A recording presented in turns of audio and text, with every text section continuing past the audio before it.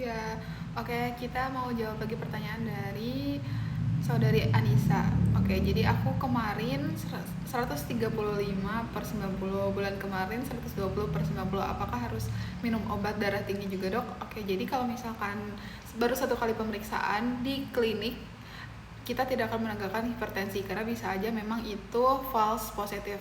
Perlu digarisbawahi, apabila dalam waktu 1 bulan minimal 2 kali berturut-turut pemeriksaannya di atas lebih dari sama dengan 140 per 90, kita katakan sebagai hipertensi gitu. Kalau misalkan dalam satu kali pemeriksaan aja tensinya 135, terus nextnya pemeriksaan 120, berarti kan itu baru satu kali dan tidak akan kita tegakkan sebagai hipertensi, jadi tidak perlu minum obat.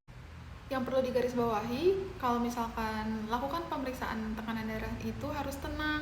Ya minimal 5 menit istirahat dulu pas masuk ke klinik, itu jangan langsung ditensi. Tidak mengkonsumsi kafein atau kopi dan tidak merokok atau tidak melakukan aktivitas-aktivitas berat, contohnya kayak olahraga selama 30 menit sebelum dilakukan pemeriksaan tekanan darah tinggi.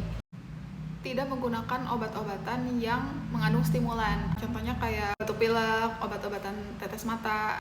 Tidak sedang menahan buang air kecil atau BAB ya.